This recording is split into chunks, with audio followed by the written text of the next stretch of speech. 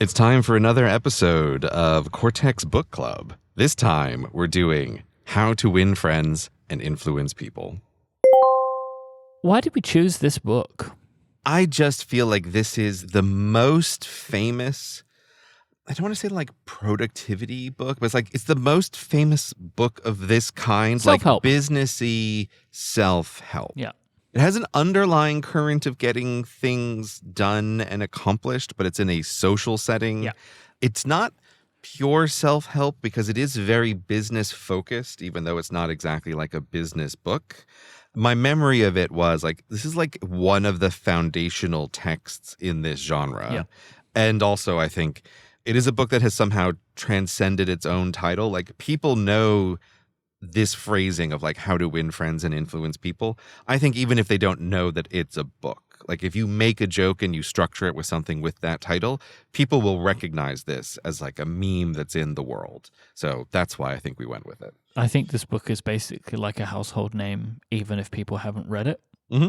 Similarly, 7 Habits is one of those too. Exactly. Yeah. But How to Win Friends and Influence People was published in 1936, which is just wild. And like it really was, it kind of is the prototypical self-help business book. Mm-hmm. There wasn't a lot before this, and I think the success of this book, written by Dale Carnegie, I think really gets us to where we are now. And it's funny, in reading the book, there are a lot of things where you're like, yeah, of course, or yeah, I've heard about this before. And then you have to kind of like reframe it, be like, oh no, this is probably the first time anyone ever said this. Like this is the first time somebody published this as an idea as to how you should live your life or live your business life in some way. So like looking at kind of like the pantheon of book club episodes, this to me felt like a missing spot that I wanted to fill in.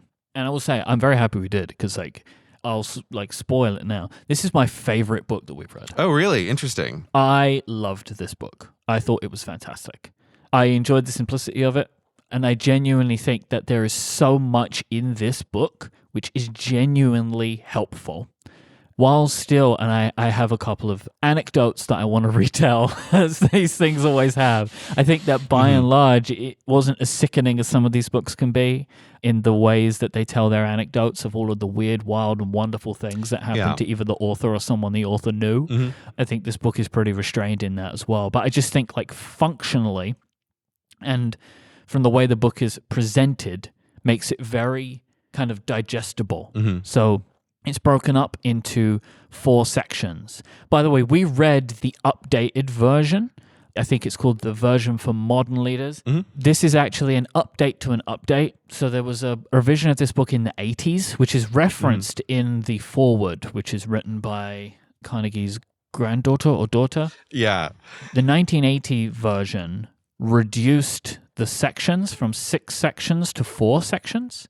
There were sections on writing effective business letters and, quote, improving marital satisfaction that were removed from the book. These are still removed in the version that we have read, but from the way it was described, some of the references were changed in that 1980s version, and this book changed them again, kind of back more to some of the original references that were made, and kind of like, I think there was some stuff in there that people didn't like, and it kind of got retcon back to the original, but kept the 4 broad sections. Each section has multiple points within it, like principles within it. No, I think it's good. So this is, as best I can remember, this is my 3rd time reading it. So I know that I read it in high school, and I got my hands on the original version. So I was like, I read the 1936 version when I was in high school. And it's like, oh boy, I remember really quite liking the book. And it's why I'm pretty sure this is my 3rd time, because I remember I read it a second time. I think it was in college. And my experience was like, I read the modernized version of it. I remember being like very angry. I was like, I do not like this update. Like the update is terrible. They've changed a bunch of the language. Whatever it was, I felt like all of these changes were negative in the way that like modernizations often can be. Like good intentions, but can kind of kill the spirit of a thing. And so my reread this time, I was very aware, like, oh, this feels like the book that I read in high school. Right. And it really did feel in the forward like they were subtweeting like whoever the people were who had made the decision about like the updated 80s version. Because they were all like, we're going back to like the original thing that was actually good, not like that other version. That sucked. But I did feel like, oh man, if someone's going to read this book, I do think this is probably the version to read. Like, slightly updated and slightly modernized, but actually keeping everything about it that was old. Because for me, I think this book doesn't work at all without this like golly gee American Midwest friendly kind of style. Like, I don't know any other way to describe it, but there is a like, gee willikers, mister, like we're trying to figure things out, aren't we, vibe that is just insanely strong through the whole book. And I think if you took that out, it would just be unbearably tedious in a bunch of ways. Very affable. This book is very affable. Affable. Yes, it's like a perfect word for it. It's really affable. I think that the examples that they give being clearly very old-timey is critical. Like, it just matters. Like, a version where you tried to replace the story with examples from modern business leaders, I just think would be absolute death, which I imagine is what happened in like the previous updates to this book. But yeah, it's like, I don't know if you felt this way, but it's like I just kept having this feeling of like, oh, this book is like a kind of vision of a idealized Americana. It's just like, it's so American, this book, in this like get things done, charming spirit. Like, everyone's trying to work things out, and like, aren't we all industrious getting things accomplished? Just like impossibly charming as a style for the book. So it's just like very interesting to have this reread, because when you suggested this version, I was expecting like, oh no, it's going to be another like bad third version of an update. And I was originally planning to be like, I'm going to read this and also then like compare back to the original, but I didn't feel the need to do that at all. I was like, oh yeah, great. This is like the book that has the spirit of the first time that I read it. Yeah, I was expecting that the updated for the new generation version that we read, I thought it was going to be like, oh, so here's how you send an email. You know, I thought there was going to be some of that in here. And I actually appreciate that it's not in here. I think what makes this book so successful is that it is so timeless. In that essentially a lot of the things that they're talking about is just how to have good conversations with people. Like, that is essentially what this book is focusing on. I think that in a modern context, the title does a disservice to the book now. I think I mentioned this on the last episode, but when I read the title, How to Win Friends and Influence People, it sounds a little bit more predatory than the book actually is. There is a little bit of this, and I'll touch on this a bit later on in the episode, where at some points it's like, are we actually trying to build real relationships, or are we trying to like make people think we are? Like, I think that sometimes it gets up to that line and sometimes maybe a bit too far over it. But I think that the title, to me at least, sounds quite manipulative. But I don't feel that the book is actually trying to suggest that that's how you should live your life. Like, I think the book itself and Carnegie very frequently gives the message of actually trying to genuinely do the things that he's suggesting. And if you don't genuinely want to do them, they won't work. And I think that is like a really good framing of like, you actually have to want to listen to what someone tells you. Like, you can't just pretend that. You know, there's a lot of that in the book of like, you can more effectively bring someone around to your way of thinking if you actually care about them, listen to them, and want to hear what they have to say. And if you're not willing to actually do that, then you will not be able to get through to them. And so like, I think there's a lot of that in this book, which I appreciate. And so I think that maybe in a modern context, I don't know how it was felt at the time, I'm not sure that the title gives the affability that the book itself contains. See, I actually think the title is perfect. I think it is a representation of the book. Okay. And like, my feeling is a little bit more complicated about this book. Again, basically in my own history of reading this, I feel like, oh, when I was in high school and read it for the first time, there's a way in which this book is, I think you can kind of compress a lot of it down to a manual about basic politeness in human interactions in normal circumstances.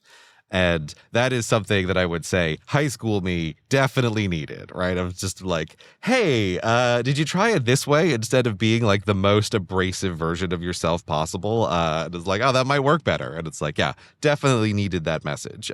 So I think there is a lot good in this book. I like this book. I would recommend this book. I also think of everything that we have read on the show so far, it is clearly the most approachable of all of the books. Like I could recommend this to a normal person and they could read it and get something out of it. Whereas most of the books, like unless you have a specific thing you're trying to get out of it, they're just like unbearable. However, the book exists on this real knife's edge for me where is why I mentioned this like golly gee Americana Midwest thing is like if you are taking the book in that mode, I think it is very good. As you said there, Dale Carnegie is spending a lot of work trying to reframe your mind from this is not a bag of tricks, this is a new way of life. A way of life that is filled with like a lot of gratitude and appreciation. And it's like, I think that's all great. But nonetheless, it exists on this knife's edge where I kept finding like in little moments, if you can't hold the world that way in your brain, it just falls into just like unbearably cynical take on humanity in a way that it doesn't intend to at all, but through the examples, like kind of does come across. So when you say like, the title, like how to win friends and influence people, I think the title is perfect because it can be both things. It can be this like really genuine, like, how do you influence people in a positive way? How do you win friends in a positive way? But also, nonetheless, even though this is advocating like a real genuine approach to human interaction, it still is a bag of tricks that like actually can work a bunch. And he has examples that like run counter to the genuineness, like all through it. And it's like those ones are particularly jarring sometimes to come across of like, everything's really, really friendly. But then there is some example which just kind of makes my stomach turn to be like, I agree. That's not being genuine about liking people at all. Like that is straight up manipulating people to get what you want. It's like, don't love it. So that's how I kept like feeling through the book is like, oh, there's parts of this I really love. As with many of these books, especially in the beginning, it's like, the first 2 chapters are like great. I was just about to say, even this one, right? So like it's broken down into 4 sections: fundamental techniques in handling people, 6 ways to make people like you, how to win people to your way of thinking, and be a leader, how to change people without giving offense or rousing resentment.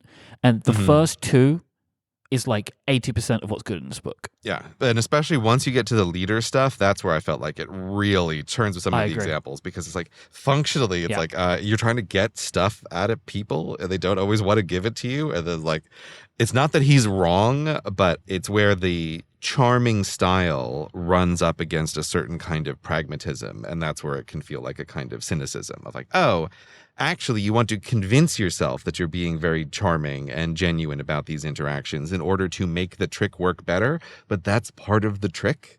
It's like, I don't love that. Don't love that at all. Well, I think that this is actually realistically, to be fair to Dale Carnegie, a problem with leading teams, leading people.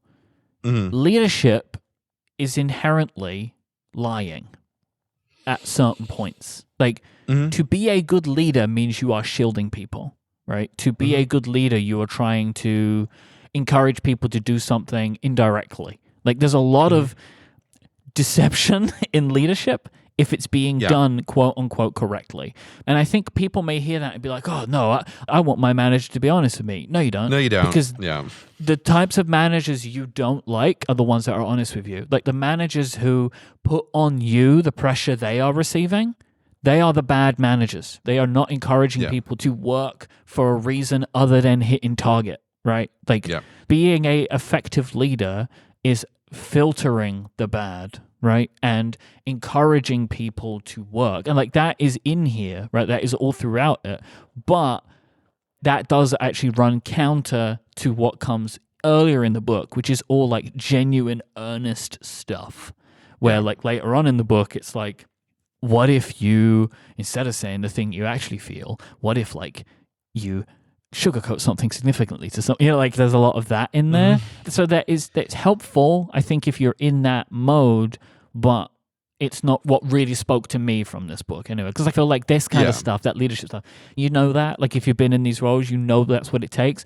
And then you as a person can decide if you're willing to do that or not. And I think those kinds of principles are what makes, quote, going into management so difficult for some people, right? Of like, I don't want to be this wall where, you know, all the crap running downhill and it stops with me. A lot of people want to pass it on because they don't want to have to just take all that. But that's kind of what leadership is. And I think the book kind of reflects that. Well, the real fundamental problem for Dale Carnegie and for the book is in life, the way humans are, there is a fundamental trade-off between two things: social cohesion and truth-telling. There is just no getting around that. That in big and small ways, if you like turn up the dial on certain kinds of truth-telling, it decreases social cohesion. Like that's why when I say, oh, high school me needed this, is high school me, like a lot of annoying high schoolers, is like, was very dialed up on like, I'm just going to say things the way they are. Like, even when it was like massively unhelpful to my own goals, it's like, oh, because what was I doing? I was causing problems in like social cohesion in pointless ways that are accomplishing nothing. But that fundamental trade-off just always exists. And so this book is a great antidote and very helpful if someone is dialed up on like truth-telling versus like the social cohesion side.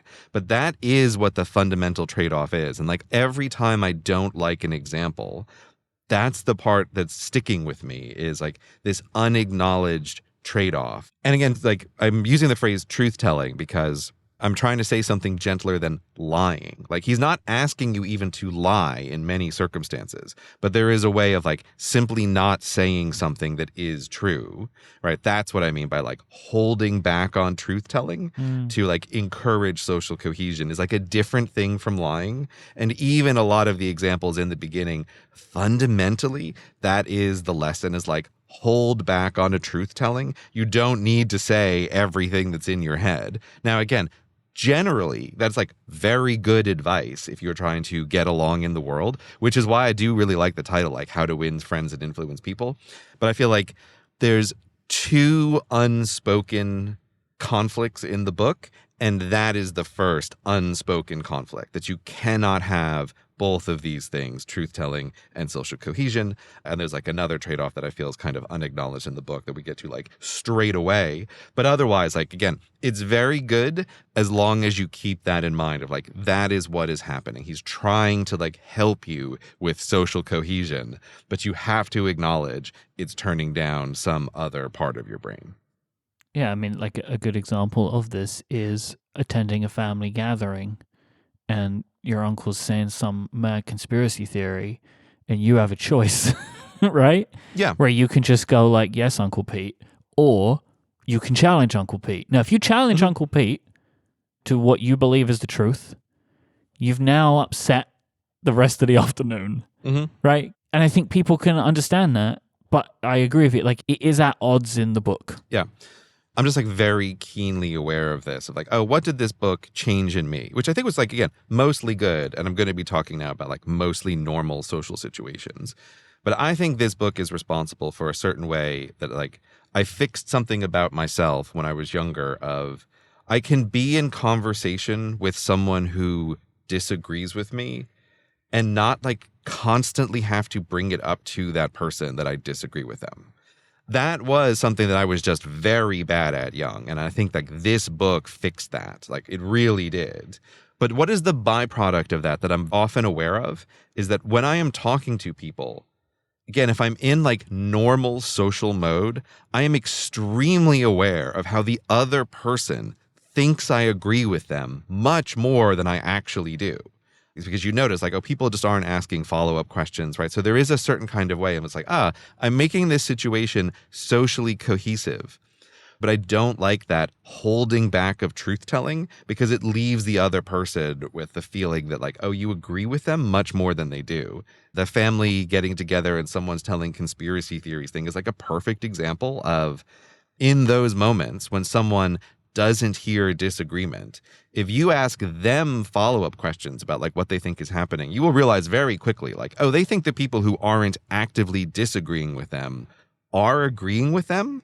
And it's just like a strange phenomenon, like once you tune into it, that like, oh, people will take the most like mild of like seemingly sounding affirmation kind of statements as agreement. And it's like, ooh, I don't love that, but this is just the way the world works. This episode of Cortex is brought to you by Squarespace, the all-in-one website platform designed to help you stand out and succeed online. Whether you're just starting out or scaling your business, Squarespace gives you everything you need to claim your domain, showcase your offerings of a professional website, grow your brand, and get paid all in one place. With Squarespace, you can make the most of Blueprint AI, Squarespace's AI-enhanced website builder that lets you quickly and easily build a site that is bespoke to your business. You just input some basic information about your industry and your goals. Plus, we already know and love Squarespace for their professionally designed and award-winning website templates. However you start, you'll have beautiful design options, no experience required. This has been my favorite thing and the main reason why I have used Squarespace for over 15 years. They make it so easy to make a wonderful looking website. And they have so many wonderful tools. Like you can go in and tweak it to your heart's content like I do. But it's easy. You choose the fonts that you want. You choose the colors that you want. You can drag and drop things around and really make your site your own. Once you've got your site out to the world, you want people to find it, and you can get discovered fast with integrated SEO tools. Nobody wants to build a beautiful website for nobody to see it. That's why every Squarespace website is optimized to be indexed with meta descriptions, an auto-generated sitemap, and more, so more people find your site through search engine results. I don't know how to do that, but I know I need to. It sounds important. I want people to find my website. I don't know how to do it. That's another reason why I use Squarespace. They take care of the difficult things for me, so I can just do the thing that I want to do. Go and check it out for yourself today by going to squarespace.com/Cortex, and you can sign up for a free trial. When you're ready to launch, use the offer code Cortex to save 10% off your first purchase of a website or domain. That is squarespace.com/Cortex with the offer code Cortex to get 10% off your first purchase and show your support for the show. Our thanks to Squarespace for the continued support of this show and all of Relay. So the first set of principles, the first section, is fundamental techniques in handling people. And there are 3 principles here, which is don't criticize, condemn, or complain, give honest and sincere appreciation, and arouse in the other person an eager want. All of these things are just like a great start for this book. Essentially, what the book and what Carnegie is asking you to do here is to try and meet people where they are, right? Mm-hmm. When you're having conversations with people, listen to them and get involved with them and try not to criticize people. Mm-hmm. He is almost asking for you to become an affable person. Yeah, he is 100%. To like join him in that. It's established earlier in the book, and it, I think, comes throughout the book, which is something that I have learned in my many ways of managing and dealing with people in a professional context over the years, is that essentially one of the only ways you can ever get anybody to ever do something for you is to make them want to do it themselves. Mm-hmm. And there's a quote that's in the book from Charles Schwab, which is, I consider my ability to arouse enthusiasm among my people the greatest asset I possess, and the way to develop the best that is in a person is by appreciation and encouragement. I think that is just like a good way to think about it. Is like you've got to be able to encourage people to want to do something, make them feel important, and make them feel like the work they are doing is important if they work with you or for you. There's a section that sort of redoubles down on that point, which I like as a kind of more actionable interpretation of this, where he's talking about you should try to notice where other people derive their feeling of importance from. That to me is just like, what a clear way to try to think about this is like, notice the way they talk, notice what they're talking about, how they refer to themselves. Like you're trying to key into where does this person derive their sense of importance from, and how like that tells you a ton about the person. Like it gives you a lot of insight into like how they're framing their life and how they're thinking about things. Where do they put that locus? Is it like in their business life? Is it in their family life? Is it in like something else? Is it in something like they're achieving well in terms of a hobby or like whatever it is? But almost everyone is going to have something that is like the center of how they define their own feeling of importance. And like that is really a key thing to tune into when you're talking to people. Like from a professional context, and I will talk a little bit later on about how I'm thinking of applying this book in a personal context, but in a professional context, one of the things that you're talking about like the important stuff, is you need to find ways to give people genuine, honest appreciation. And this is something that I have been trying harder and harder at anyway. Like this is something that I'd kind of clued into a number of years ago about with working with people. This is the thing that I learned much more in my self-employed professional life, as I think kind of a reflection on my corporate professional life, where I did spend many years in management and didn't do very well at it because I was too young and didn't have very good social skills at that point. But people really like genuine appreciation and to be made to feel like their work is valued. And it is very important in your professional relationships that you find the things that somebody is doing well and tell them they're doing it well. Yeah. I know that it might sound obvious, but it isn't. Like sometimes, someone's working on something for you and maybe they're not doing the exact job that you want them to do. Now, it's easy for you to then be like, you're not doing that right. But that works not as well as being able to tell someone kind of what they do well and ask them to try and apply that to this other thing. Like that is a much more effective way of getting somebody to change the way that they're doing something, is to help them understand why they're good and can they be as good at this thing as they are at the other thing. I was laughing because I was just thinking of again, all the books that we've read. There's always this way where you can take a book and condense it down into 5 like incredibly obvious statements. Like this book is the truest form of that. Like the statements are like, listen to people when they talk, like praise them for doing good things. But as with all of these things, it's like the sequence of words and the vector by which they are delivered, like critically matters. And I think like this book is good at actually trying to get you to think about what this means. And the truth is also like, you can just see it in the world that like, these are very obvious statements, but the vast majority of people do not follow these ideas almost all the time in almost every single interaction. And like it does have negative consequences. But you said like the most obvious one, which again, I remember this really stuck in my head, but it's like he just makes the comment of how like, oh, most people go through life and when they like something, they don't say anything at all. And when they don't like it, they say things 1,000 times. Like just think about that in your interactions with people. Like praise people for them doing the thing that you like them to do. It's so obvious, but it is a thing that like I catch in myself all the time of like trying to remember and do that. Like, oh, when someone does something right, notice and say so. And like, don't just give them negative feedback all the time. It's like the most basic advice ever, but it really helps to like hear it in the format of this book. Obviously, that stuck out to me in a different way, like as a content creator, right? Where like in the inverse, you are much more likely to hear from people who are unhappy with a thing that you did or a way that you did something than you are to hear from all the people that really liked it because they just won't tell you. Yeah. And like that principle exists in something that Dale Carnegie could never have imagined.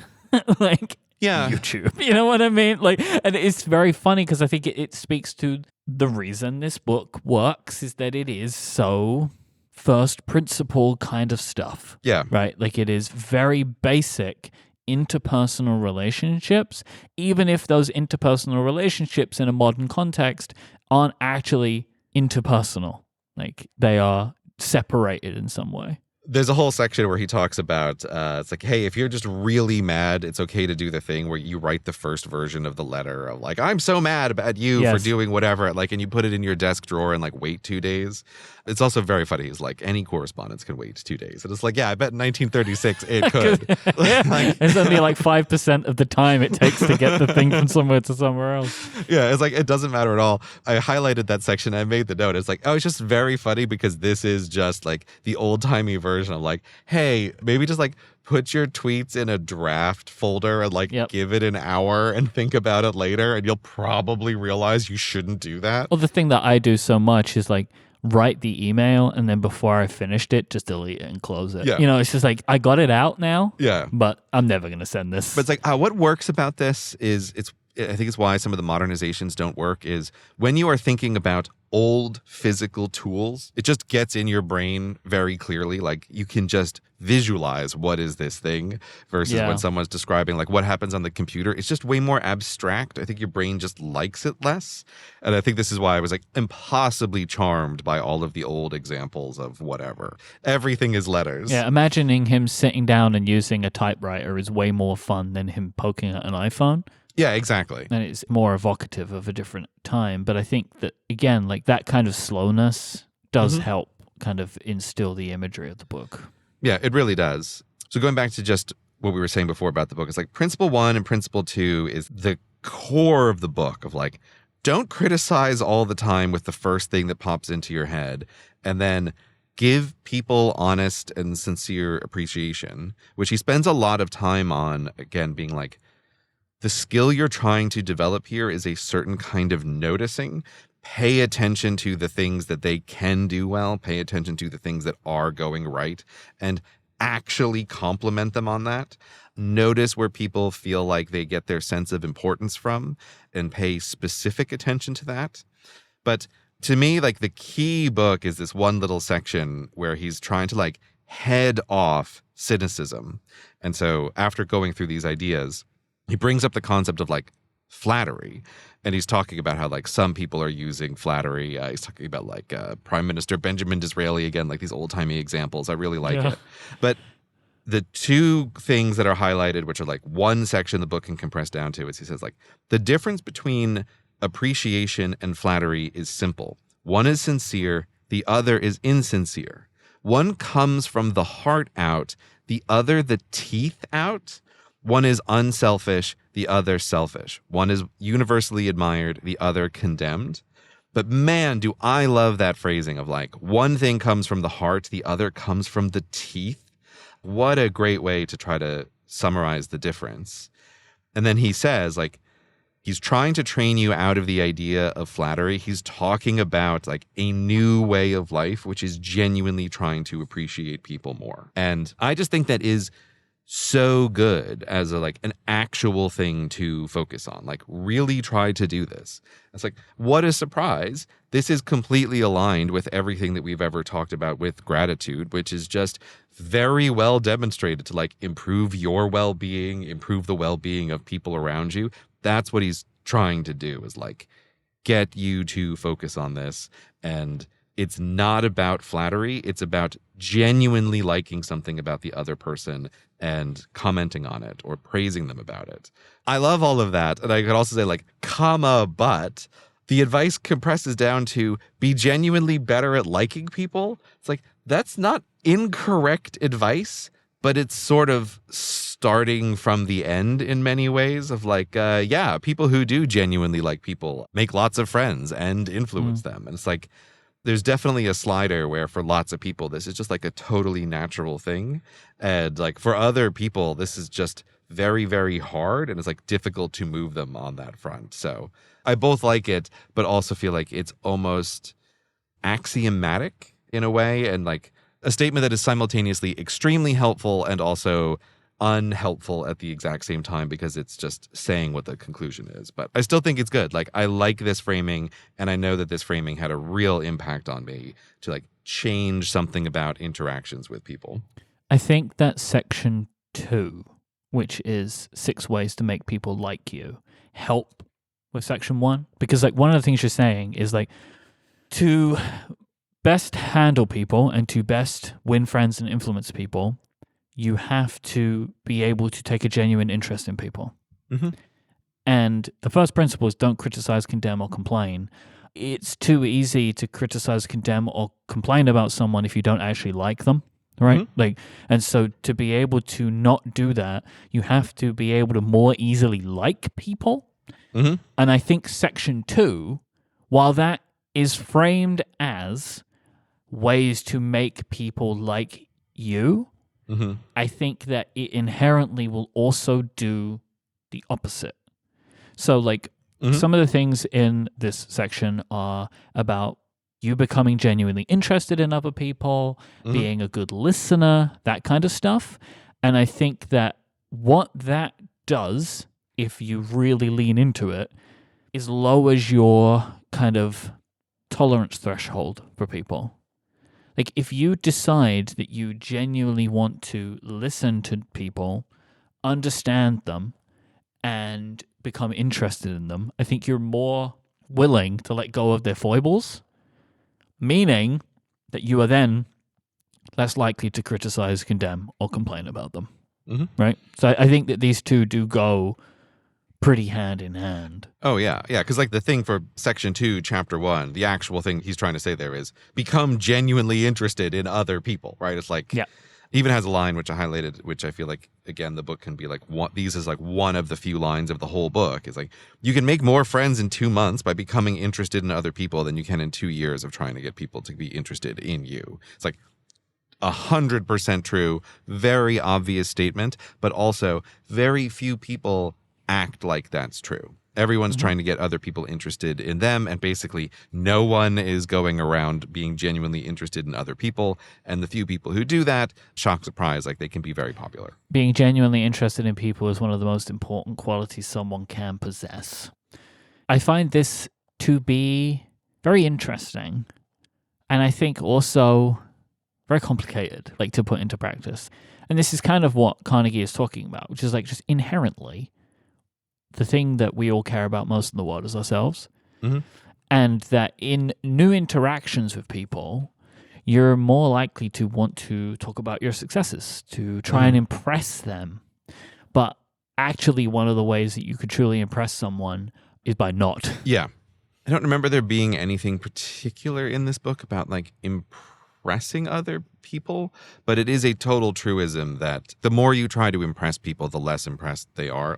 This is why people hate things like name dropping or like talking about your accomplishments. You're so transparently trying to get people to be impressed with you or interested in you, and it's just completely off-putting. Nobody likes it. Everybody hates it.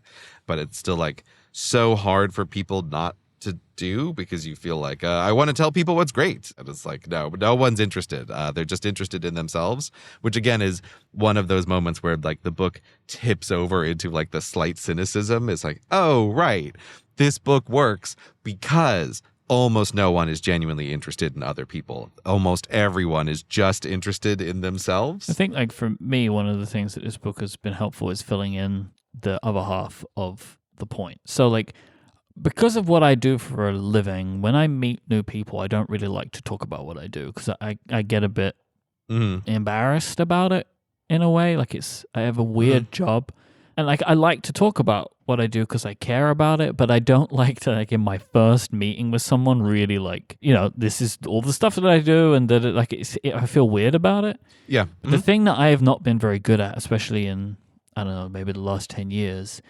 is the second part, which is, instead of me talking about myself, which I don't really want to do, is to actually ask the person about themselves.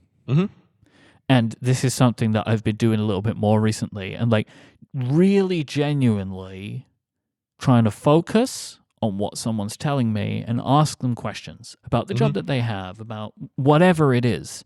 And I've found that if I'm really, like, locked in, it's an interesting conversation.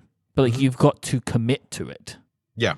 Like, if you get me started, right, I will just naturally list off a whole set of accomplishments. But I don't ever want to go in that way, right? Because I feel weird about it. If somebody asks me, then I'll tell them things. Yeah. But I don't really like to talk about what I do for a living to new people, right? Like, I have an awkward job that, like, a lot of people don't really understand. So it's like it takes a lot of setup.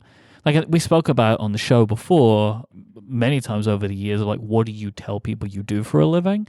And we've both kind of like tried to find ways to explain what we do that isn't actually what we do. So like I like to try and hide that, but then I've not been very good at like pressing on someone to tell me things about themselves. And so I liked that about this book of like, no, just be an interested, nice person and just ask questions of someone, you know?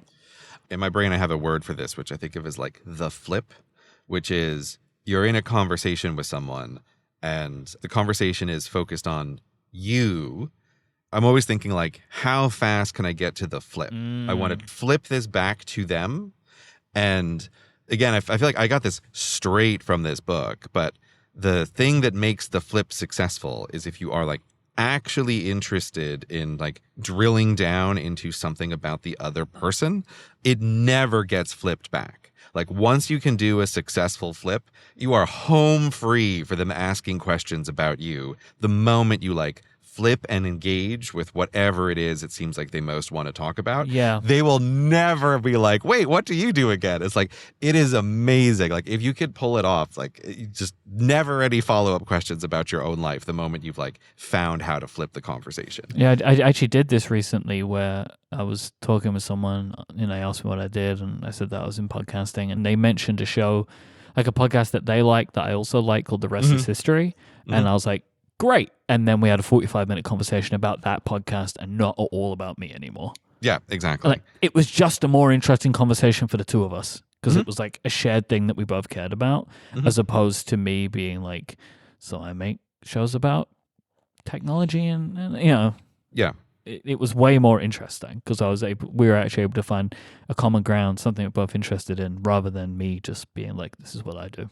This is where, again, the book exists on this funny like cynicism side to me because it still is this same thing of, oh, don't have a bag of tricks. This does only work if you are actually interested in what the other person is saying, because if you're not like, I like your phrase locked in. Like if you're not locked into what the other person is saying, you will not be able to have follow-up questions that like keep the thing going.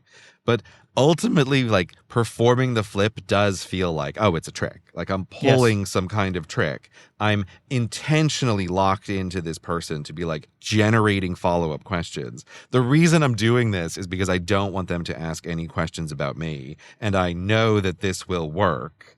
But it can just kind of feel bad sometimes because it will also just like leave the person with the impression of like, I'm significantly more interested in them than I actually am on lots of circumstances. And it's like, oh, I just don't love it. But it nonetheless is a better conversational experience for both of us. It's better than the alternative, but it does have that like dual feeling sometimes. Yeah, I will read to you from my notes for Principle 4, which is be a good listener, encourage others to talk about themselves.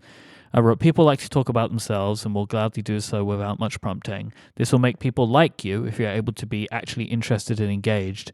I can feel what I think is a cynicism in this book, that you can basically get people to like you more if you let them talk about themselves. I guess this is human nature, but it's interesting to see it laid so bare. Yeah. It oscillates, this cynicism. And like, I don't think Carnegie never really calls it out. I'm not sure if he's aware of it. Like, I don't know, right? But like, it is cynical. There's one example which like I remember reading this for the first time and it really struck me in high school because it has that dual feeling, but it totally works. I'm just going to read this. This is an example of like talking about this thing. So, when I was 8 years old and was spending a weekend visiting my Aunt Libby at her home in Stratford, A middle-aged man called one evening, and after a polite skirmish with my aunt, he devoted his attention to me. At that time, I happened to be excited about boats, and the visitor discussed the subject in a way that seemed particularly interesting. After he left, I spoke of him with enthusiasm. What a man! My aunt informed me that he was a New York lawyer, that he cared nothing whatsoever about boats, that he took not the slightest interest in the subject. But why then did he talk to me the entire time about boats? Because, said my aunt, he is a gentleman. He saw you were interested in boats, and he talked about boats because he knew it would interest and please you. He made himself agreeable. Again, it's like, it's not wrong, but there's something there where I feel like that is just so laid out as transactional of like, you young child, liked this lawyer, but he doesn't care at all about your dumb child hobbies. He has like a whole adult life that he's living. He was just being nice to you, idiot. Like, why didn't you understand that? It just feels so mean. This is also the beginning of a plot point in every sitcom. Of like, guy tells boss he likes boats, and next thing he knows, he's on a boat trip. Yeah, like I remember that one really hitting me in the original version. And the moment when I read this one, I was like, oh no, it's the boat story again. For me, it's like everything is awful about it. It's like, it's the fact that the person is a child. It's also like, oh, I do this with children. Like when you're interacting with children, like, you're talking to them about like whatever it is, but some part of your brain is like running this background process of like, I don't actually care about this at all, but like this kid thinks I'm very interested. It's like, oh, I'm making myself agreeable. It's the correct thing to do, but like a ... Yeah, I don't know. I really hate this example, and it like struck me so hard again the second time. It's like, there's nothing to argue with here. I don't like it. And functionally, again, it's turning down a kind of truth dial to be like, kid, I don't care about boats. I'm not interested at all. Oh no, I hate it. This episode is brought to you by Fitbod. If you're looking to change your fitness level, it can be hard to know where to get started, which is why I want to let you know Fitbod. It is both an easy and affordable way to build a fitness plan that is made just for you, because that's what you need. Everybody has their own path with fitness, which is why Fitbod uses data and experience to make sure that they customize things to suit you perfectly. Every workout will adapt as you improve. They're all going to remain challenging. Fitbod pushes you to make the progress that you want. Fitbod tracks your muscle fatigue and recovery as you're doing your workouts and uses this information to design a well-balanced workout routine that is made for you. This also means you're not going to get bored. The app is going to mix up the workouts that you're doing, which I think is fantastic. I hate it when the things are just over and over and over again. I'm doing the same 7 workouts. That's not for me. I like that Fitbod keeps me on my toes. Fitbod tracks your muscle recovery. You'll be avoiding burnout, keeping up your momentum. They build the best possible workouts by combining AI with exercise science. They have analyzed billions of data points that have been fine-tuned by certified personal trainers. Fitbod knows that you will see superior results when a workout program is tailored to meet you exactly. That's why they have your Fitbod Gym profile, which has your information about your body, your experience, the equipment that you have, your environment, and your goals. I love Fitbod's videos too, so they have more than 1,000 demonstration videos in the app, so you can feel confident that you're going to be learning every movement the right way. Your muscles, when they work together with the entire musculoskeletal system, you will get the best results when they're working in concert. Overworking some while underworking others can impact your results negatively, which is why Fitbod does so much work to give you that balanced workout. The app is easy to use, and it integrates with your Apple Watch, Wear OS smartwatch, and other apps that you might use like Strava, Fitbit, and Apple Health. Personalized training of this quality can be expensive. Fitbod is just $12.99 a month or $79.99 a year, but you can get 25% off your membership by signing up at fitbod.me/Cortex. That is fitbod.me/Cortex. Go there now and get your customized fitness plan. You'll get 25% of your membership by going to fitbod.me/Cortex. Thanks to Fitbod for the support of this show and Relay. So principle 3 is about remembering people's names and using their names. Oh man, yeah, I see that, like, it's important to remember someone's name, but I'm so bad at remembering names. Like, I really try. I do not believe for me this is a lack of desire or interest. I just struggle to remember names. But the example that I find funny is, so Dale Carnegie talks so often in this book about Andrew Carnegie.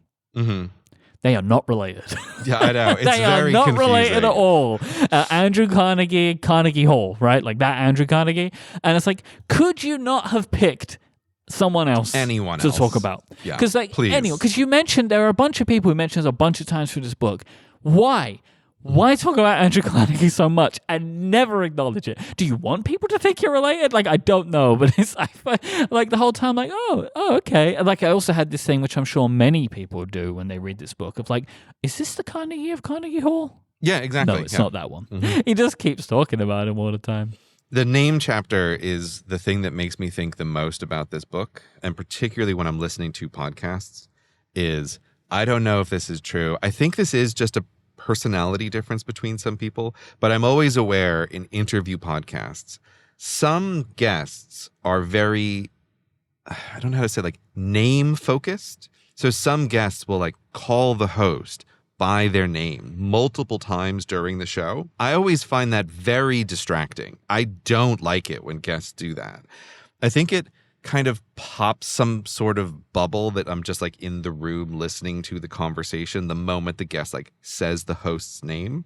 But I feel like you could do some like linguistical analysis of every interview that's ever been conducted on a podcast. And if someone says the host name once, it's like 90% chance they're going to say it like 5 more times. And I always feel like, oh, I know it's coming. They're going to be one of these people who's like, every time they're like, Myke, Myke, Myke, like Myke, Myke, Myke, right? What do you think?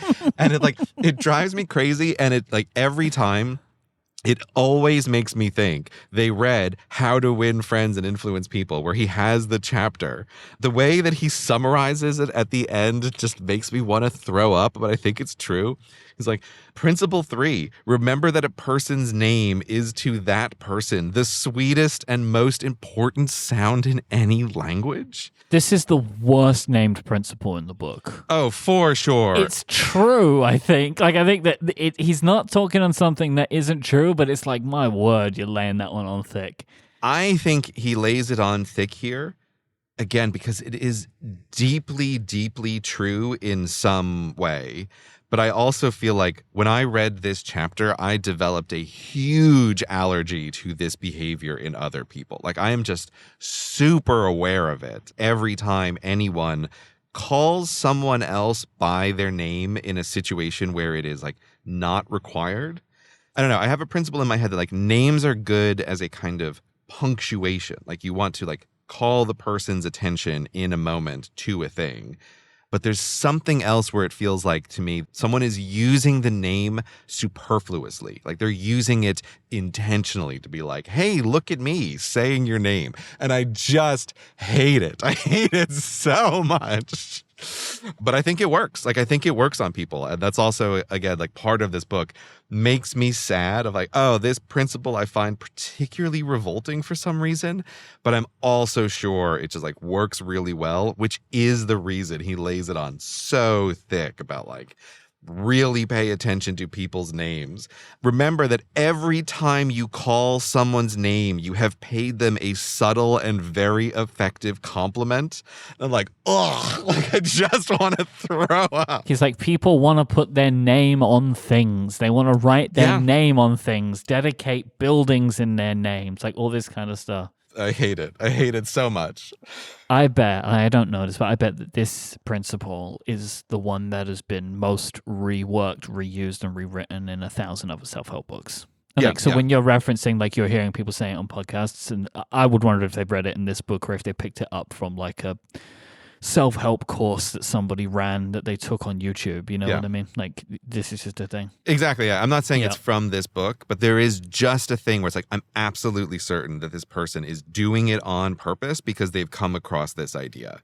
In me, it's causing some kind of same reaction like we were just talking about with when someone's bragging about their accomplishments. Yep. It causes some kind of like very visceral, odious reaction to like, oh, this person is manipulating the other person, which again is like, why? How to win friends and influence people is fundamentally like influencing people means getting them to do what you want, not necessarily what they want. And it is like manipulating people. Principle 4 is about being a good listener. And, we've referenced it already in like, people liking to talk about themselves. And, that was where my comment was about the cynicism. But he does touch on something that I actually really like in this section, which is that learning to listen is vital with your family, but we seem more inclined to listen attentively to a complete stranger than a loved one. I think a lot of people that resonates with a lot of people. That resonates with me. I know that, I can give absent-minded replies, and there's something that I've developed over the years where, if I'm talking with my wife, I would say, you know what, I wasn't listening to you. Can you tell me what you said again? Like, I do find that can be helpful, but I know I'm not as good at this as I would want to be. And I think that it is just an important thing to be laid bare in that way and to think about that, like, there are times when you would pay more attention to someone you have met for the first time than someone that you have devoted your life to. And I think it's important to remember, I think. It's an excellent point. Like, the people in your life who ideally should be the most important is your family. And it is the easiest to just take advantage of them socially in a bunch of ways.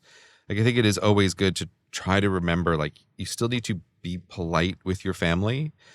But I have a thought here, which I want to express as something like a good, cohesive family is one where, unlike the rest of the world, you should be able to have both of the dials of like social cohesion and truth-telling turned up in a way that you just can't do with other people.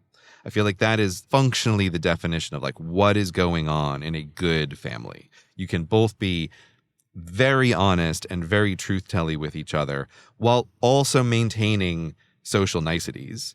And in like families that aren't working, you can see like, oh, they're really rude. Like, nobody's listening. They're not paying attention to each other. It's a kind of taking for grantedness. I also noticed that he like called that out particularly in here. And I almost kind of wish there was more of that, because I think almost everyone can have that as like the really easy lesson and the really obvious lesson of like, you probably do less of this with your family than you do with strangers. And just like be aware of that as behavior. Yeah. Like, I know from myself, I think that I can be impatient with loved ones, like there's just like, all right, get to the end of this. And I know that's something that I want to work on. I don't know how, but I just think sometimes just thinking about something will help you kind of like disrupt your kind of patterns. And so I found this one to be a good one to call out. And I agree with you. I would have liked more family dynamics in this book than there were, but I think Carnegie does pepper these things in, but I think this is the one that is called out the most clearly. Yeah. I also like, there's a little paragraph in this section where he briefly switches into the, what I think of as like the 7 ways to maximize misery video, where it's based on the book, like 42 ways to maximize misery. Like, tell people to do the opposite and it can become very clear. So he just has this one paragraph that I love, where he's like, if you want to know how to make people shun you and laugh at you behind your back and even despise you, here's how. Never listen to anyone for long. Talk incessantly about yourself. If you have an idea while the other person is talking, don't wait for them to finish. Burst right in and interrupt in the middle of their sentence. It's like, what, you think he's having a bad day when he wrote that part of the book? Like, what's going on there? It's just like such a left turn. This does feel like it's so different from the rest of the book that he had someone in mind when he was writing. He was like, oh, John at the office is just like unbearable, right? And he's like writing this down. Like, if you want everyone to hate you, be just like that guy, right? And boop, boop, boop, boop, boop. And then the book like pops right back into the rest of its whole style. But it is quite notable as maybe one of the only negatively framed sections in the entire book. Yep. But I actually think because of that, it's good advice. Like, it just makes it so clear. Don't listen to people. Talk about yourself all the time. Interrupt them with your ideas the moment you have something pop into your head. People will hate you. And it's like, yep, totally true. Before we move on from this section, there is a whole principle just called smile. And it seems so simple. And again, he says, like all these things, you got to do it sincerely. But smiling at people and smiling when talking to people, being cheerful, it will warm people to you, especially when you need something. And it comes later on in, there's a Principle 6 is make the other person feel important and do it sincerely. And he references here like being polite and courteous, like, could I trouble you? Would you please? Sorry to trouble you. And I think that these two things go together really nicely, which is just if you're having an interaction with somebody, like especially in like a service setting, just be nice to them. And they are more likely to be nice to you, but you're doing something nice in being nice to people who are, I think, throughout their day dealing with people who are not nice to them. It is a very simple thing to do, and you may more likely get what you want, but at the same time, you're giving something to people that they want, which is a break from people being nasty to them all day. And I like that. I like that a lot. One way I try to make this actionable for myself is to, like you said, especially in just like quick interactions, right? With like a service person who's helping you with something, like not anybody like in your normal life, but you can have these little interactions. And I always try to remind myself, like, the content of the conversation is completely irrelevant. It's actually just the demeanor of the conversation that is like what the other person is responding to. And so when someone is making like idle chit chat, all they want is to see that they get positive response, but like the content of that response is like completely irrelevant. And this is the like, just have a friendly demeanor in interacting with people, and they respond very well. Again, I think the younger version of me could get a little caught up on like, oh, this guy's commenting on the weather. Yeah, I can see the weather. I just came in from outside. Why are you telling me this? I was like, that's not what's happening here. This person is just doing like some kind of quick interaction to see if they get some positive reaction from you in the space of the 60 seconds you're going to be interacting with each other. They're not asking about the literal weather. That's not what's occurring in these moments. And yeah, just like be aware of your demeanor around people is very important. This episode of Cortex is brought to you by Memberful. If you create content online, you will have thought about diversifying your income. You want that security. Or maybe you're just getting started and you want to engage with those early members of your audience. Whatever stage you're at with content creation, Memberful is the best way to diversify your revenue stream and connect directly with your audience. Memberful lets you offer membership perks and exclusive content to your loyal followers, giving you full control over who has access to your blog posts, newsletters, online courses, podcasts, private community chats, and more. We use Memberful and Cortex to provide Moretex, which is our members-only show.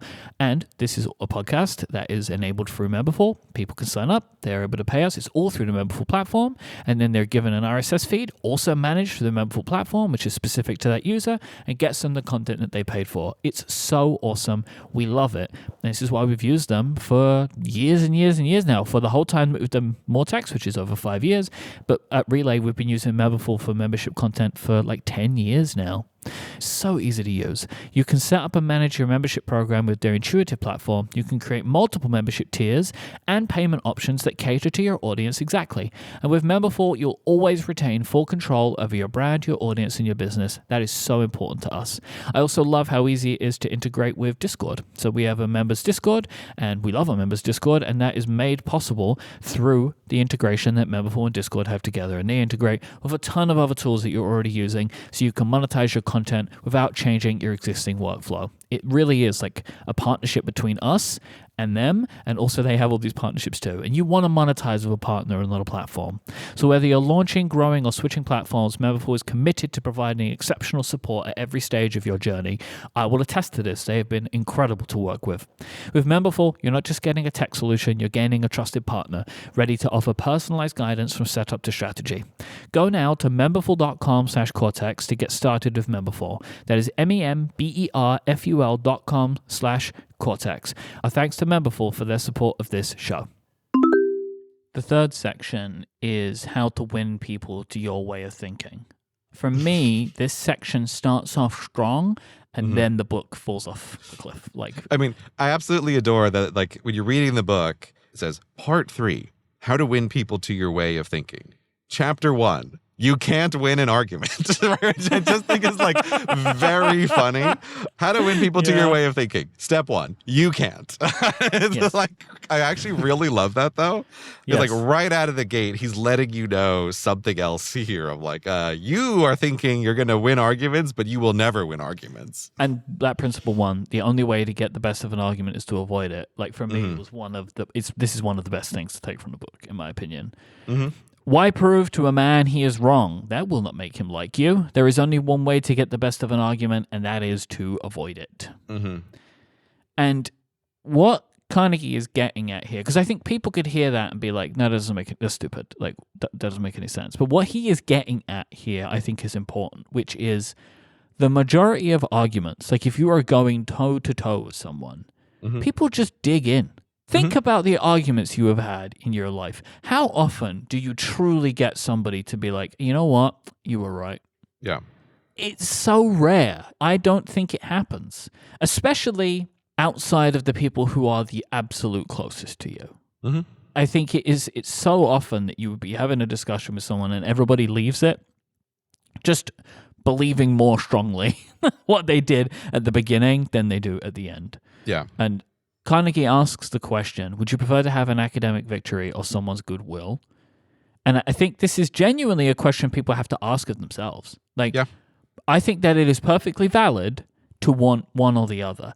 I prefer to just have someone's goodwill. I don't like to argue with people. Like, for example, something that is so often in my life and is a good example of this, I'll talk to people about what I do or, what I'm interested in, and I like tech or whatever. They'll be like, iPhone sucks, Android's better. I don't engage with that argument. And I never have, because what's the point? Right? But you could, right? Or like conversely, or someone could say the same. Like that is just, there is no point engaging in this argument. Like, there's so many things that are better on Android, and just move on from it. Like, I'm not interested in a debate like that, which is just meaningless. Like, what is the point?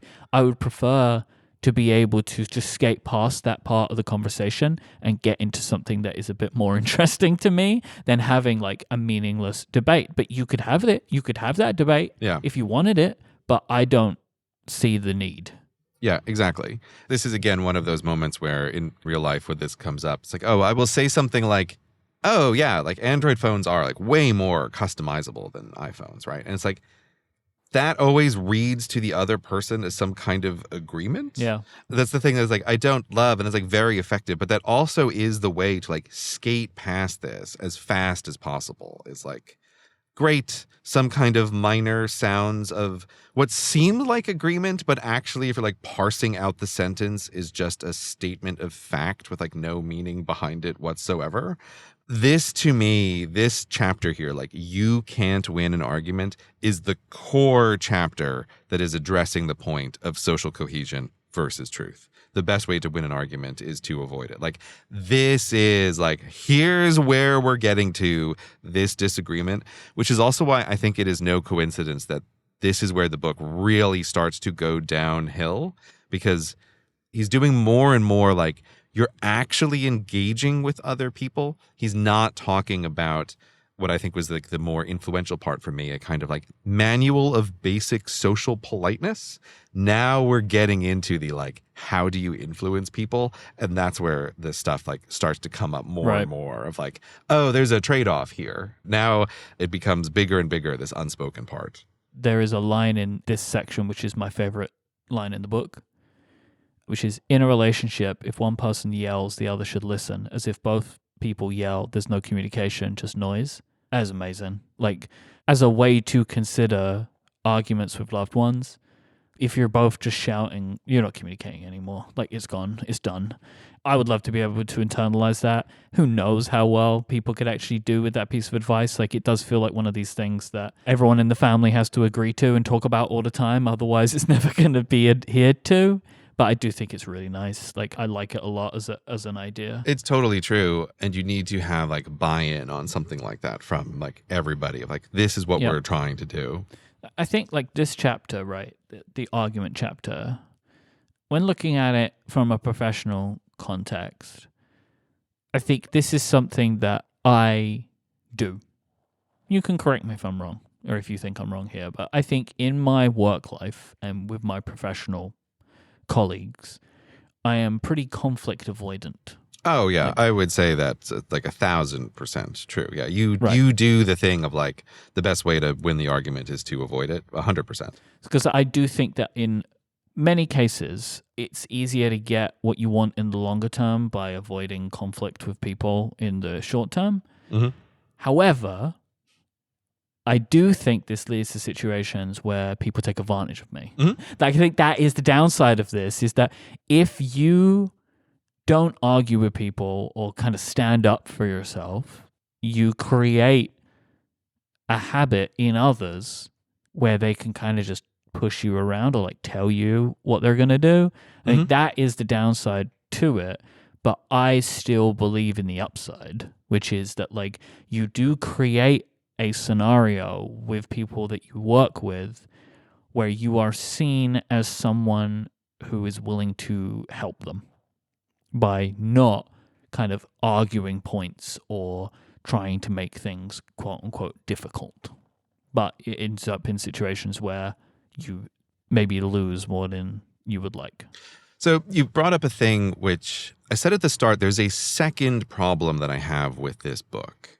And you've really hit upon the core of it now. And I was like, wasn't quite sure how to bring this up. But like, when I say that the book has this real like idealized Americana vision to it, the other assumption is that you are always interacting with people who have good intentions.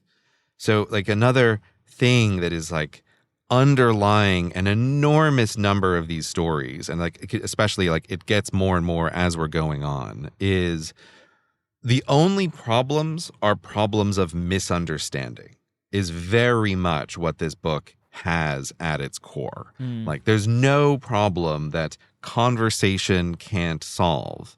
And it's like, ... I think that is true given two participants who are making good faith efforts at trying to understand and resolve each other. Like what this book kind of makes me think of a lot is it's like, you know, the like tit for tat in game theory. Have you come across this? That doesn't ring a bell, so explain it to me. Okay, so tit for tat is kind of like this very, very basic idea in game theory and social interactions, which is like, what is a strategy for cooperating with people versus not cooperating with people? And you map out like a very basic 2x2 matrix of like both people cooperate, both people defect. It's like the prisoner's dilemma kind of problem. And tit for tat is the optimal solution under almost all circumstances, which is start with cooperation, but if the other person isn't cooperating, you defect as well. But it leaves you vulnerable in those like first interactions. And this book feels like a world written for everyone playing like tit for tat, where like the opening gambit is good faith trying to work with each other.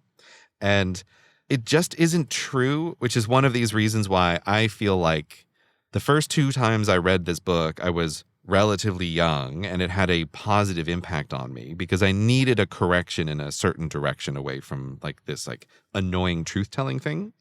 But the older version of me looks at this book and I feel very hard what you're expressing is like, a lot of this is also a manual for how to be taken advantage of and how to be manipulated by people who are not doing this at all, but can seem like they are, Right. or can act in other intentionally malicious ways. It's like this book has absolutely nothing in it about how to deal with someone who's not helping, right? Who's trying to like intentionally manipulate you. And the very first example in this book gets right to what I think is that tension, where he talks about this like killer from the 1930s, like Two Gun Crowley, who was going on this like, I looked it up afterwards, like multi-month long, like breaking and entering murder spree, like breaking into people's homes, killing them in cold blood. He shoots a police officer who's like asking for his license, like all, like he goes through like the story of this. And the thing that Dale Carnegie is trying to drive home is like this line here is like, when Two Gum Crowley like arrived in Sing Sing like for his execution. I was like, what did he say when they were putting him in the chair? Did he say, this is what I get for murdering people? No. He said, this is what I get for defending myself. And it's very interesting because like this book frequently uses examples from prison because he's got some like book that he's clearly pulling sources from, like this biography of like this warden in Sing Sing, like giving examples. But it's always like so divorced from a certain kind of reality because like, he tells this story and the point of the story is people never think they've done anything wrong. It's like, okay, that's great. That's true. But all the examples you're giving me are of people who are like in prison, who are separated from society. But in real life, this is like an actual problem that like as you live life, you will eventually like run across with people who just like never think that they're wrong and can like cause you all kinds of problems. And the book just like doesn't have anything for that. The book's whole answer is always like, talk to them and understand more. But like, that just doesn't always work. People exist on a spectrum from like murderers in prison to just like bad people and con artists. Is this when he also talks about there's like someone in a gold rush town who is killing people and this woman goes there? Oh, yes. What is this insane what are you talking about, example? Like, why are you bringing this up? It's like, this guy is like a real murderer, but actually he's just a little bit misunderstood. And then it's like he wanted to go turn himself in and then he got killed. And it's like, why have you put this in here? It's really weird. Again, just like very strange. There's even like on a lesser example, like again, the dealing with difficult people thing. There's a principle which I love the name of this principle. One of them is like never give a dog a bad name. This also to me is just like a huge red flag in people. Like when people give their dog some like bad name, oh boy, do I always feel like that portrays something like cognitively very wrong with the person. Give me a bad dog name. What's a bad dog name? Like, I'll give a mild version, but it's like people will name a bad dog something like Little Stinker. Don't do that, right? Right. Yes, I know exactly what you're talking about. There are more extreme examples of this, but they give the dog a name that means something negative. It's like, I've seen people who were like, that dog's name is Dummy. And it's like, that's the dog's name, Dummy. And it's like, oh boy, does that make me think we should like separate you from society immediately? Like the very fact that you made this decision. Like, I think that's a great named principle. And the point in that is like something about labeling people, which is like, again, is very true. Like, don't give people these like bad labels. They'll totally live up to it. But as a former teacher, he has this like insanely crazy example of like, a school teacher, she knew she was going to get Terrible Tim next year. And like everybody called him Terrible Tim. But she instead made him like Terrific Tim. And it was his job to make sure that like the classroom would run perfectly. And she just like really laid it on thick of like, Tim, I'm really going to depend on you to like help me out and like keep this class going. And it worked. And it's like, I don't know, man. Like, that could work sometimes, but should we open up Sing Sing? And was the problem there that we just tell all these guys, hey, I don't know if you knew this, but you're actually good guys? Was like Two Gun Crowley's problem the fact that he had the nickname Two Gun?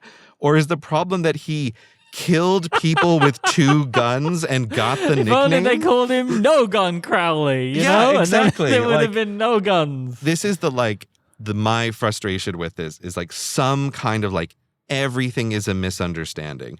Everything can be solved through conversation. It's like, I'm pretty sure it can't, but the book just has no answer to that at all. And like everything is like, we just need to work it out. It's even funny, like, he has a bunch of examples. Like, he really loves like President Roosevelt and Taft. Like, he also brings these up as an example all the time. And it's just like insane to imagine like, oh, do you know what the only problem was between two of the most powerful men in America fighting for the presidency? They just didn't like sit down and talk through their problems enough. And it's like, I don't think so. I think there's no version of like, oh, they just talked it out a bunch more that would have resolved like their conflict. Before we leave this, because for me, like, I'm very close to wrapping up what is the longest section of the book, which is this one, Principle Wise. There are 12 principles in how to win people to your way of thinking. And I genuinely, for me, think there are like 3 or 4 good ones, right? So there's the only way to get the best of an argument is to avoid it. Mm-hmm. There are also like ones I don't really want to get into too much, but like if you're wrong, admit it quickly and emphatically. Just a nice idea. Yep. And show your respect for the other person's opinion. Never say you're wrong, which I do like actually as a thing, because this gets into like a thing that I've kind of felt for a number of years now. I think we even spoke about it on the show before, of like everybody has their own what they believe to be true, and so it's hard, I think, sometimes to actually try and accurately pinpoint what is true if multiple people think different things about truth. And so I feel like if you can't therefore be 100% sure that you're right about something, can you tell someone they're wrong? And Carnegie talks about like by doing that, by saying somebody is wrong, you are striking a blow at their intelligence, their pride, and their self-respect, and then they will strike back at you. So the best way is to more like softly do it. And he talks a lot about like, maybe I'm wrong, but, you know, like that kind of like trying to like bring yourself down a peg rather than trying to be like the all-knowing individual. I think that is good in arguments, but is, I think, complicated and difficult for a lot of people to be able to try and get to that, because you do believe what you believe as true, otherwise you wouldn't believe it. And like, so it's a complicated thing. Before we do move on though, I do feel like that we are within detached from reality anecdote time. And so I want to talk about my favorite one of these. Okay, what's your favorite from the book? So every one of these books, they're just filled with stories that seem too perfect, right? And this book has them. I actually think better than many of the others. There are just some clangers going back into the past of these episodes. But basically, this book often has something occurs. Next thing you know, the biggest order ever has been placed. This happens There's a lot all of the those. time. All the time. Here's my favorite. There is a company that has a customer who is late on paying their bills, and they're sending reminders to that person to pay the bills. The customer is convinced that he has paid these bills and is ignoring the reminders. But then the customer gets so mad, he travels to Chicago to tell the company in person he will no longer buy anything from them. The manager of the company listens, hears this person out, and says, hey, I would be mad too. And I'm happy to hear this, because now I know that these reminders that we send can upset people. So we'll think about how we should approach that in the future. The customer, unsatisfied, says he will never buy from them again. The manager then recommends competitors that that this customer can buy from instead. Then the manager takes the customer for lunch, which was a tradition whenever this person was in town. The customer is so taken aback by this wonderful treatment that he places his largest ever order and becomes a bigger customer in the long term. Now, this happens so often in the book, but this one continues. The customer then gives the middle name of the company manager to his own son. And then the customer and manager are good friends for life. Right, yeah. Could this have happened? Sure, right? Like, there is a world in which this happened, but I think this book, for me, actually uncovered something about these examples.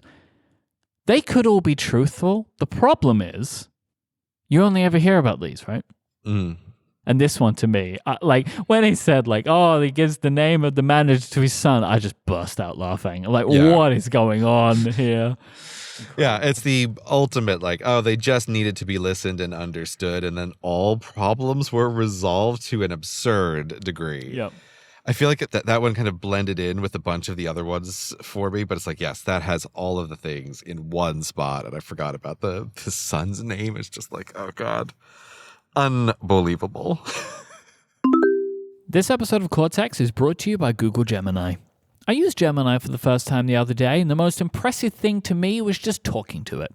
You go live with it, and then it's like you're having a conversation. You can talk about your day, or have it explain something to you, or start brainstorming ideas.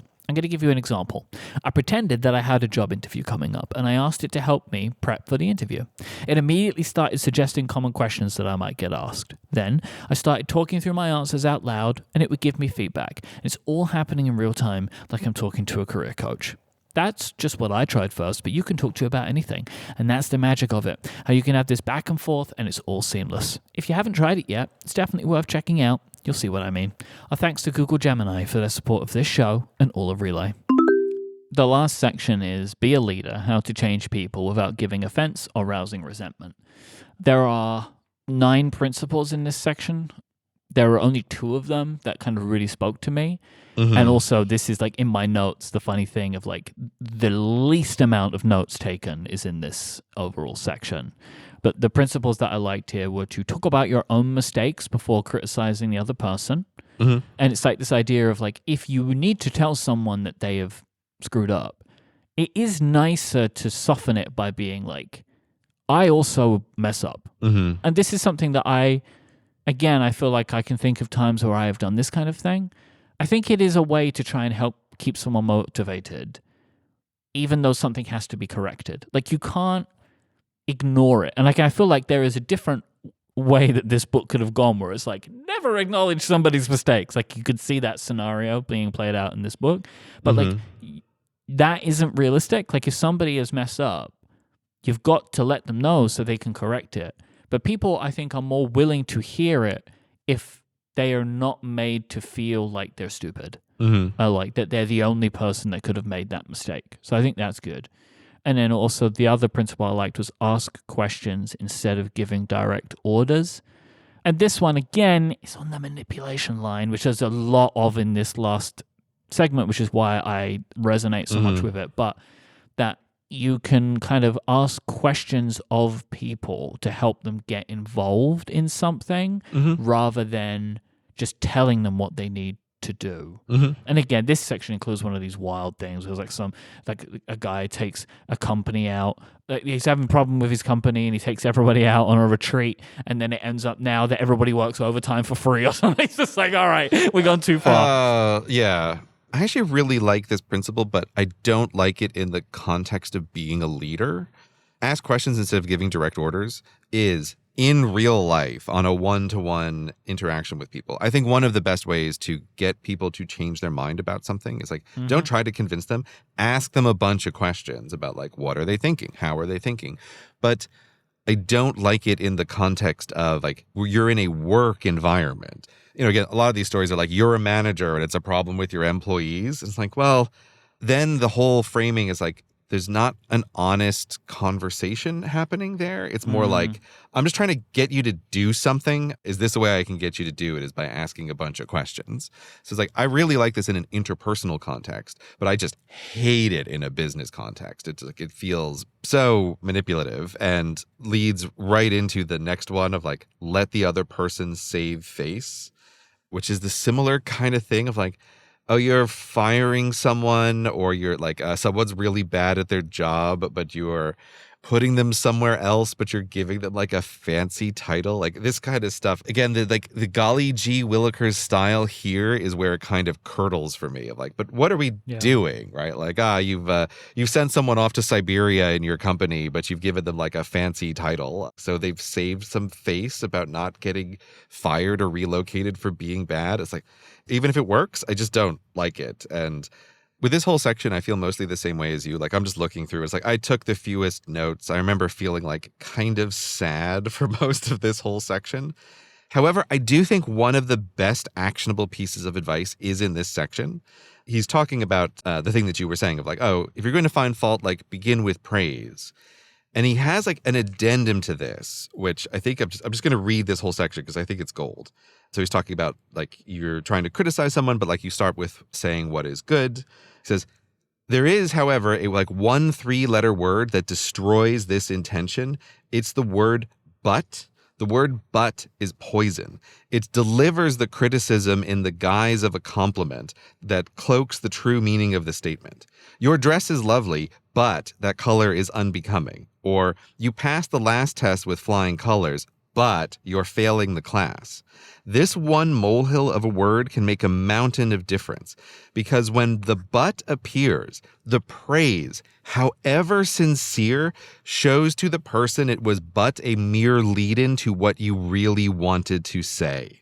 What started as a genuine compliment has now turned sour as forgotten milk. The word but means trouble, and the person on the receiving end knows it. And I think that is like fantastic. That is absolutely fantastic advice for talking to people. It's like, oh, I know I have failed this one, where it's like I'm trying to like say something positive and then you like follow it up with a but. And it's like, this has really just triggered a thing in my brain of like, oh yeah, this is just terrible. It totally negates the actual genuine compliment. And it's also like, I feel like I've been on the receiving end of this as well. We're like, oh, you know, you're in trouble for someone and the person is leading with things that were good. And it actually just feels so much worse. And the reason is because you're waiting for the but, like, but this. Just this morning, I was like sending a text message to someone doing this exact same kind of thing of like, oh, there's like a thing that's positive and there's a thing that's negative. And I caught myself doing like, here's the positive thing, but here's like the negative thing. And then I just like reworded the whole message to like try to remove that and make it like clear. These are two distinct things. Like this is very good. This needs to be improved. So while again, I don't love this whole section, I think that's just like fantastic, fantastic advice. But let me tell you right now, the thing that is like, for me, the book ends on the most sour of all examples, which is about giving people titles to make them do things. And so the final example of the story is about like a guy who's running a grocery store, and he has an employee who's like doing a very bad job of posting the prices. It says like, so Mr. Schmidt called the young man into his office and appointed him supervisor of price tag posting for the entire store, that he would be responsible for keeping all the shelves properly tagged. This new responsibility and title made the young man's attitude completely changed, and he fulfilled his duties satisfactorily from then on. Childish? Perhaps, but this is what they said to Napoleon when he created the Legion of Honor and distributed 15,000 crosses to his soldiers and made 18 of his generals, quote, marshals of France, and called his troops the Grand Army. Napoleon was criticized for giving toys to war-hardened veterans, and Napoleon replied, "Men are ruled by toys." And that is the ending example of the book. And I'm just like, oh my God, I hate it so much. Could you have ended on like anything other than that? But I still really do recommend the book to people. It's a great book. It's a great book. It is. Like, it really is. This is also the thing, like, I'm very aware on a meta level of a number of times in this conversation, I've tried to flag up, like, what do you do in normal conversations? Because like, Myke and I right now are not having a normal conversation. Like we're having a podcast conversation. It's like, it's different. Like it's more fun and entertaining to focus on the negative. Like I think this is a whole aspect of the world that didn't exist before. But genuinely, like this book is very good, I think, for most people on an interpersonal basis, assuming that you are working with people who are also trying their best. Like it fails in a lot of edge cases, but I think I would recommend this book basically to everyone. Like the world would be a better place if everyone just read like the first 3 chapters and just like heard these ideas expressed this way once. I have a lot of frustrations with the book and this like happy Sesame Street land of everyone's trying to get along that it portrays, but it still is a net good, I think, that this book exists. Saying that this book is good, I can attest to, because I have already found myself in situations where I've used its principles in times that have been very helpful for me. So the last few weeks of my life, I've found myself in many new scenarios. And I bet I have been using some of the things that the book talks about in my interactions with people in maternity situations. Mm-hmm. So something that I've been trying to do is like smile more when I'm talking to people, you know, like doctors, nurses, midwives, that kind of thing. I've been trying to make more eye contact when I'm talking to people, a little bit of small talk and stuff like that, which the book talks about. It's like, you know, these kinds of pleasantries and interactions make people maybe remember you more or just warm to you. And in that, it actually makes it better for me because that person is more warm to me. And so like I've found that to be good. And this can just be in circumstances like we were at an appointment a couple of days ago and my wife really wanted some water and I couldn't find anything. And it was kind of in this, it was over the weekend. So we were in this like health clinic, but most of the clinic was closed off and they had a security guard there because they just had it for like where they would see children. And I said to the guys, like, is there any water here? You know, my wife really would like some water. And he's like, I was like, it would be super helpful. And he's like, oh, okay, come on. And he took me into the closed area of the clinic to the water fountain. I was like, oh, that is so amazing. Thank you so much. Like, just, I went over what I would naturally do. And I think that it did help me get what I needed, which I think that is exactly what I am attempting to get. Like, in this part of my life now, like I have to take care of my family in a way that is different to how I would before. And so trying to put myself in situations where people they genuinely want to help me is better for everyone. And like another example of this is we had to go back into hospital. We stayed overnight. Everything's fine. Just these things happen. And we were trying to get out of the hospital. Like we'd done everything we needed. Everything was fine. But the discharge paperwork was just taking ages. You know, it was like 5 o'clock in the afternoon. The doctor says you're all good to go. And now it is like 8 p.m. and we're still not leaving. And so I was like, all right.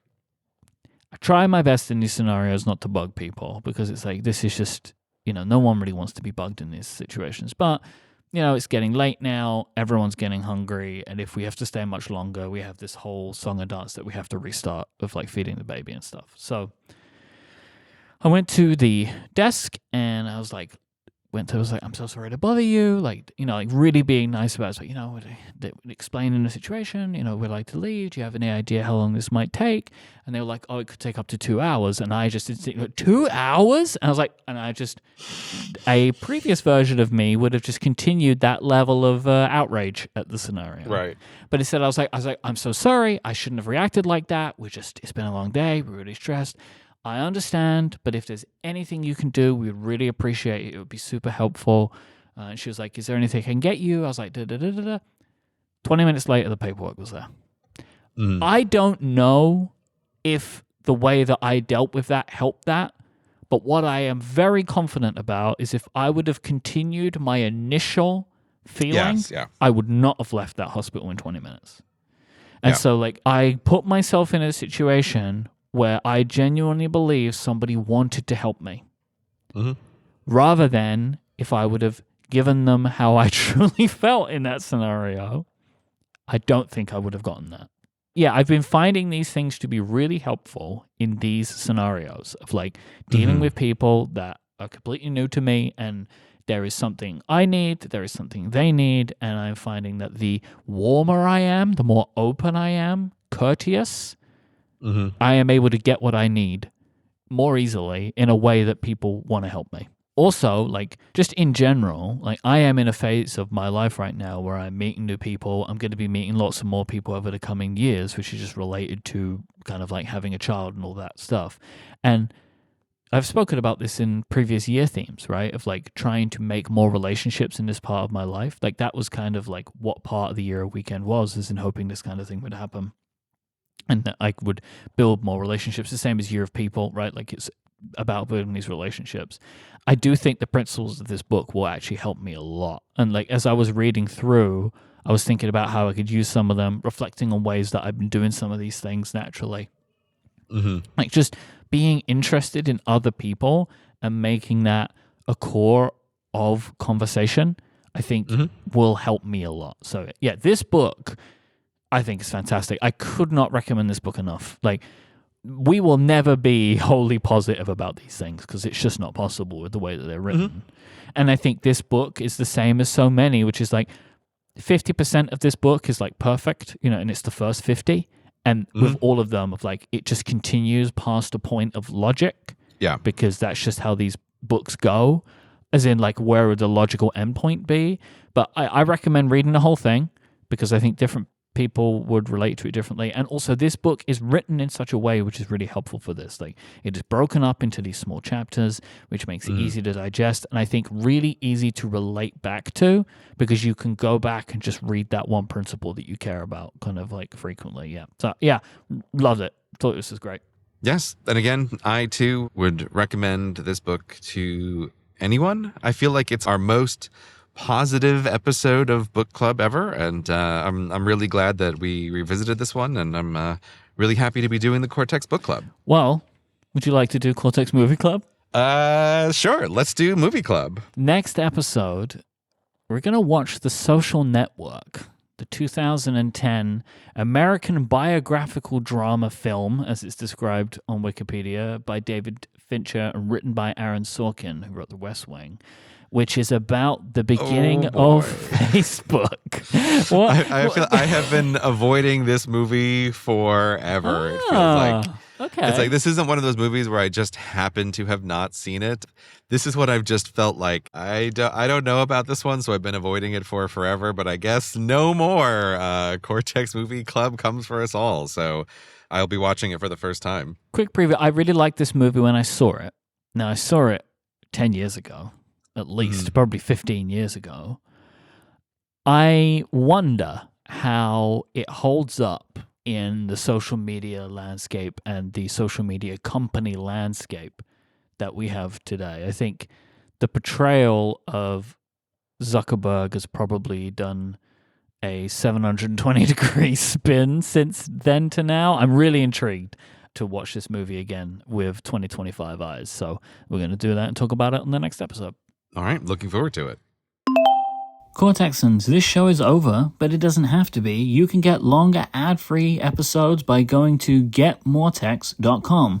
On this episode, you'll hear about why I sound different right now. I'm recording from home on my iPhone because my paternity leave started sooner than I expected. The baby came early. If you want to get my first few weeks of thoughts of being a dad and what that means for my work, go to getmoretex.com.